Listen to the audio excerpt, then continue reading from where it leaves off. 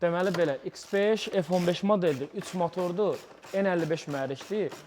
Deməli, bu avtomobildə problem nədir? Avtomobil ölkəyə yeni gəlib, cəmi 5000-ə yaxın yol sürülüb. Avtomobil gətirilib yanımızda yoxlanış elədik. Avtomobilin bütün daxili sistemi mühərrikinin, yəni karterin vəziyyəti, üst krışkanın altında raspidvalların arası hamısı palçıq idi. Bildiyiniz palçıq. Niyə? Çünki avtomobil istərsəmiz auksiyona çıxmamışdan öncə neçə aylarsa qalır. İndi söhbət Amerikan avtomobillərdən gedir. Amerikadan ölkəmizə gələn avtomobillərdən söhbət gedir. Bu avtomobildə 3 ay, 4 ay qalır auksiyonda. Sonra auksiyona hərraca çıxır, udulur, 3-4 ay Azərbaycana gəlir. Yəni ortalama hesablasaq 6 ay, 7 ay bu avtomobil yatılı vəziyyətdə qalır və plus da bunu indi Andrey mi deyəkmi, hansına Johnson deyək ki, buna nə yağ töküb, yəni biz bunu bilmirik ki, bu maşını hansı yağını istifadə ediblər.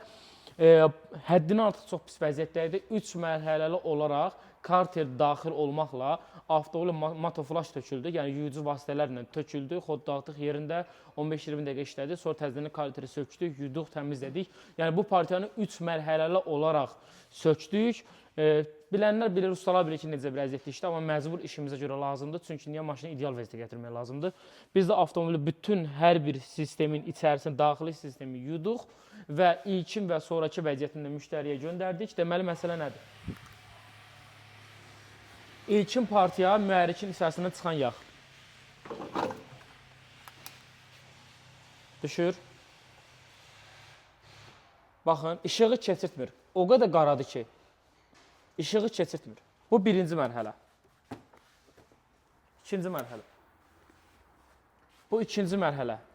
Mühərrikin daxilindən çıxan yağ. Və üçüncü mərhələ. Fərq var? Tərtəmiz. Növbəti proseduru isə avtomobili yeni yağ ilə əvəz eləyəcəyik və artıq işimizi bitirəcəyik, yekunlaşdıracağıq ki, artıq demək olar ki, yekunlaşıb. Yeni yağ filtri ilə dəyişəcəyik və hər mərhələdə düşdü. İlkin yağ filtri, ikinci mərhələnin yağ filtri və üçüncü mərhələnin yağ filtri.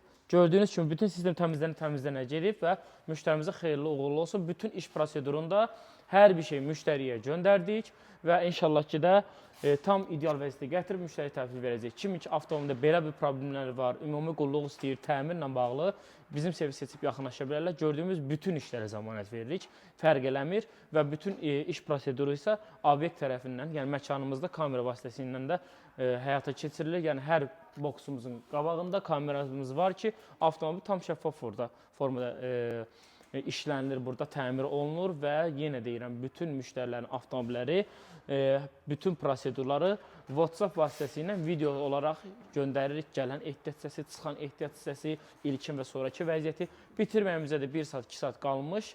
Müştəriyə məlumat veririk ki, o da gəlsin avtomobilini götürsün. Təşəkkürlər, izləmədə qalın.